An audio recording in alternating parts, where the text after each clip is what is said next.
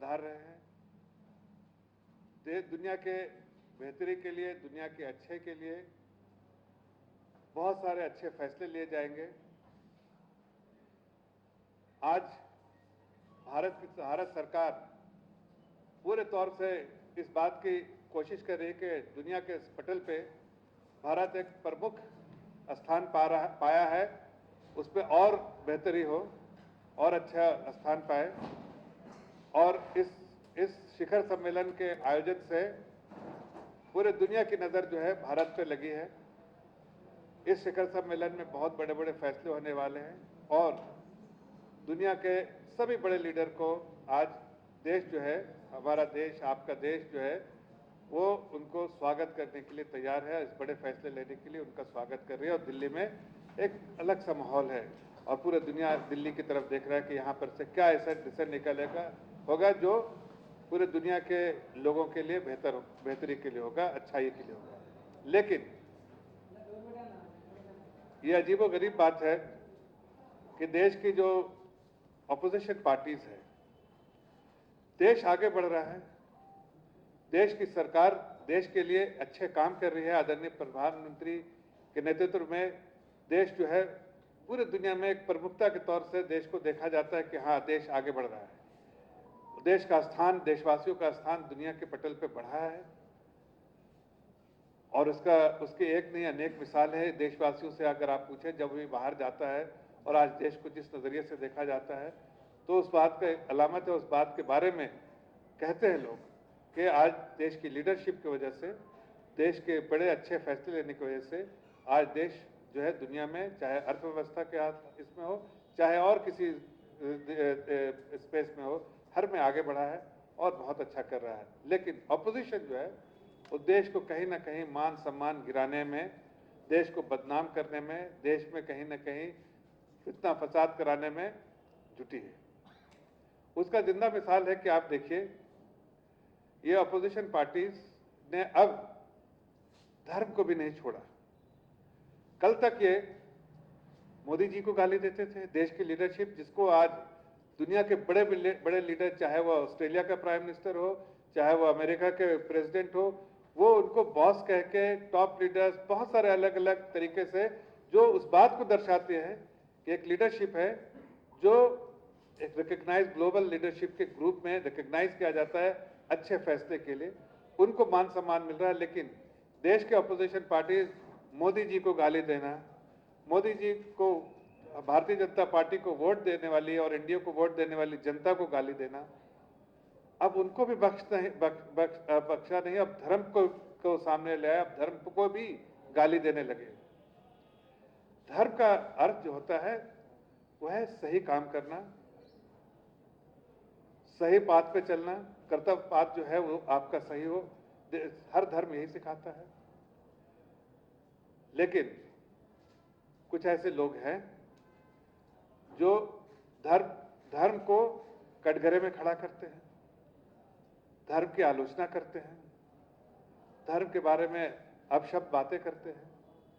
भाई, धर्म तो सभी अलग अलग धर्म हैं, अलग अलग रूल्स होते हैं। अलग धर्म जब कहते हैं तो उसके धर्म के पालन और आस्था के अलग अलग तरीके होते हैं। वो एक कह सकते हैं कि एक नियम है, धर्म का नियम है, और धर्म के नियम, हर अलग अलग धर्म के नियम से ही उनकी पहचान बनती है। सनातन धर्म है, इस्लाम धर्म है, सिख धर्म है, क्रिश्चियनिटी धर्म है। तो ये धर्म है, उनकी अलग अलग पहचान है, इसलिए कि उनके अलग अलग नियम है और उसी से उनकी पहचान बनती है। लेकिन ऑपोजिशन में वो जब ऐसा लगता है उनको कि आज दो तरह से वो टारगेट करते हैं देश की सरकार को, इसलिए कि देश की सरकार आगे बढ़ रही है, देश की जनता जो है गर्वान्वित महसूस कर रही है। तो ये जो उन्होंने अपोजिशन एक 25-26 पार्टियों वाले जो घमंडिया अपोजिशन बनी है, वो देश के इतिहास का, देश के सम्मान का, देश की आस्था का, देश के कॉन्स्टिट्यूशन को, सबको आड़े हाथ रखना चाहती है, मिटाना चाहती है।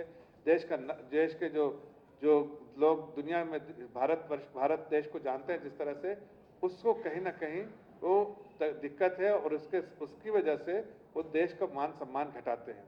आज देखिए ना, उनको भारत कहने से दुश्वारी हो रही है। अगर आपने अपने देश को, जो कॉन्स्टिट्यूशन में लिखा है Bharat, Bharat that is India, मतलब भारत अगर आप कहते हैं तो उनको आपत्ति होती है कि भारत क्यों कहा जाता है, भारत क्यों कहेंगे।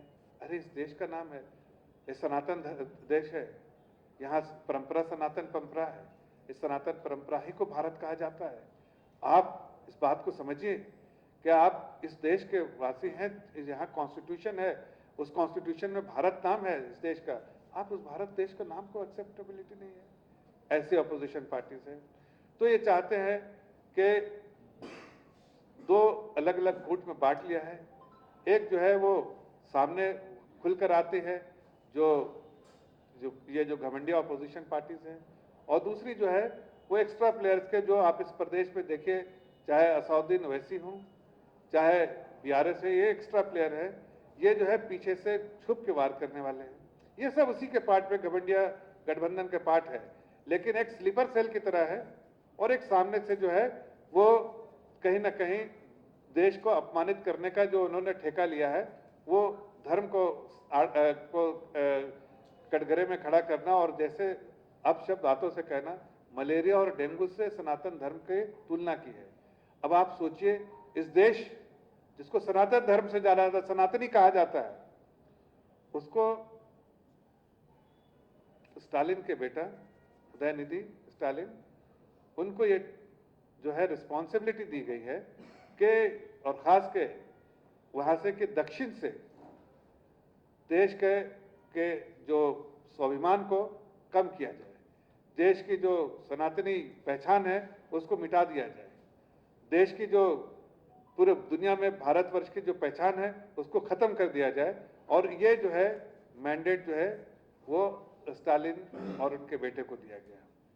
और इसमें कौन उनका साथ दे रहा है?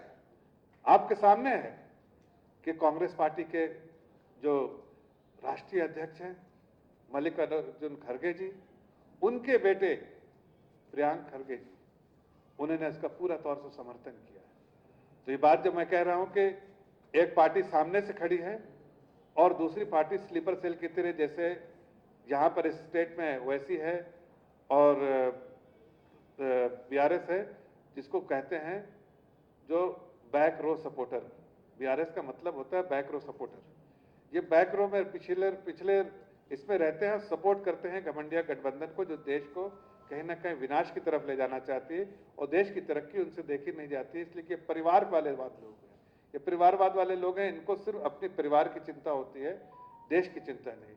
तो इनको, इनकी प्राथमिकता होती है कहीं ना कहीं देश को अपमानित करो, देश को कटघरे में खड़ा करो, देश को के मान मर्यादा को कहीं ना कहीं खत्म करो, लेकिन परिवार को पूरे तौर से सपोर्ट करो, आगे बढ़ाने की कोशिश करो। और ये क्यों ना करें? इसकी वजह भी है। इसकी वजह है कि ये जो पार्टियां हैं स्लीपर सेल, यहां देखिए, चाहे वो बीआरएस हो चाहे असदुद्दीन ओवैसी, दोनों एक साथ है और कांग्रेस पीछे से भी सपोर्ट करती है, यहां वो सपोर्ट करती है और ये सब करप्शन में साथ है। ये देश प्रदेश का माल लूट के करप्शन करते हैं। और अगर बाप नंबरी है तो बेटी 10 नंबरी बनाया उन्होंने। जो कविता जी है उनकी बेटी, वो 10 नंबरी, उससे बड़ा भी, उससे बड़े जो करप्शन में इन्वॉल्वमेंट है उनका। और आपको पता ही है कि उस जो जितना करप्शन उन्होंने किया है उस पर काफी उस इन्वेस्टिगेशन चल रहा है और उनके लिए कोई और जगह नहीं, ऐसे करप्ट लोगों के लिए जगह जो है वो हवालात के अंदर और जेल के पीछे है, सलाखों के पीछे है, और उनको एक दिन जाना ही पड़ेगा। इसलिए कि जो लोग भी करप्ट है, हमारे यहाँ policy zero tolerance on corruption. जब जीरो टॉलरेंस ऑन करप्शन है तो ऐसे लोगों को, जिन लोगों ने प्रदेश को लूटा है, उसको किसी भी तरह बख्शा नहीं जाएगा। हमारी सरकार अगर प्रदेश में आती है तो आपको जितने भी ऐसे करप्ट लोग हैं, चाहे वो कांग्रेस पार्टी के हों चाहे बीआरएस के हों, ये सारे भ्रष्टाचारियों को हम लोग सख्ती से निपटेंगे और उन्हें कड़ी से कड़ी सजा देंगे। जहां तक आप देखिए, कांग्रेस पार्टी भी, उनके जो मुखिया हैं, दो बड़े लीडर परिवार के, वो दोनों जो है जो बेल पे हैं, चाहे सोनिया गांधी हो चाहे राहुल गांधी हो, पूरा परिवार ही जो है करप्शन में है। तो ये लोग करप्शन को ही बढ़ावा देते हैं। और स्टालिन और उदयनिधि, इन दोनों की और उनके जो ब्रदर, उनके जो सन इन लॉ है, इन तीनों की जोड़ी इतनी ठोस है कि पूरे प्रदेश में कुछ भी काम हो रहा है, ये कमीशन, जैसे बीआरएस जो है 40% कमीशन 45% कमीशन लेती है, वैसे ही वहां स्टालिन और उनके दामाद और उनके बेटा उदयनिधि, ये लोग भी जो है बड़े बहुत बड़ा जो है कट लेते हैं। और हर डील, हर जो सरकारी निजाम से कुछ भी होता है, जो उसमें उनका कमीशन रहता है। ये कमीशन खोर और करप्ट सरकार है यहाँ पर भी, और जो तमिलनाडु में स्टालिन डीएमके की सरकार है। लेकिन इनका जब इनसे भी मन नहीं भरा, तो इन्होंने देश के आस्था रखने वाले को के अपने अपने घर में देखिए कि उनकी उदयनिधि की माँ, उनका नाम दुर्गा है, उनके घर में मंदिर है, वो सनातनी कहलाती हैं कि मैं सनातन धर्म में विश्वास करती हूँ। अब ऐसा बेटा जो अपने घर अपनी माँ का नहीं हुआ, धरती माँ का क्या होगा? इन सारे लोगों ने धरती माँ का अपमान किया है, अपनी माँ का भी अपमान किया है, अपनी माँ की जिसमें आस्था है उसका भी अपमान किया है। मुझे लगता है आज देश की जनता इस पूरे तरह से इस चीज को देख रही है, और जब जब मौका आएगा देश की जनता ऐसे लोगों को जो धर्म को कटघरे में खड़ा करते हैं, और उस सनातनी धर्म जिससे भारत जाना जाता है, भारत की परंपरा ही सनातनी है, उसको वो चाहे डेंगू या मलेरिया से और ऐसे अपशब्द, ऐसे गंदे अल्फाज से, गालियों से नवाजते हैं, उनको देश की जनता कभी बख्शेगी नहीं। तो आज मैं आपके सामने इस बात को ज्यादा सख्ती से कहना चाहता हूं कि भारतीय जनता पार्टी और पूरे एनडीए, जो इन्होंने सनातन धर्म के बारे में कहा है, पूरे देश में हम इसका बहिष्कार करेंगे, प्रोटेस्ट करेंगे, देश की जनता को उजागर करेंगे, देश की जनता को उनके सामने खड़ा करेंगे, ताकि देश की जनता उनसे इस बात की, इस गलती का हिसाब जरूर ले।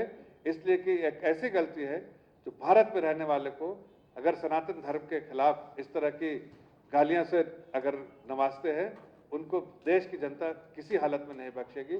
और इसलिए हम पूरे देश में आज भी यहाँ पर बहुत सारे प्रोटेस्ट हो रहे हैं, आगे भी आने वाले दिनों में बहुत प्रोटेस्ट होंगे, और हम इसको पूरे तौर से इस चीज का जवाब देंगे। देश की जनता हमारे साथ खड़ी है। हम इसको, भारतीय जनता पार्टी एनडीए के साथ साथ पूरे देश की जनता है, जिनकी आस्था है, वो इसके साथ हमारे साथ खड़े हैं और इस पूरे लड़ाई में हमारा साथ देंगे। इसलिए कि हर लोग जानता है कि आपकी आस्था किसी भी धर्म में हो सकती है, लेकिन आपको इस बात की इजाजत नहीं देता है कोई धर्म तो आके आपको सिखाता है कि सब धर्मों का कहीं ना कहीं सम्मान करना चाहिए। और ऐसे लोग जो अपनी माँ का सम्मान नहीं कर सकते, अपनी माँ की जिसमें आस्था रखते उसका सम्मान नहीं कर सकते, इस धरती माँ का जो सम्मान नहीं कर सकते, ऐसे परिवार को और ऐसे पार्टियों को हम जरूर सख्ती से निपटेंगे और देश की जनता सख्ती से निपटेगी। धन्यवाद। आपका कोई क्वेश्चन हो तो बताइए।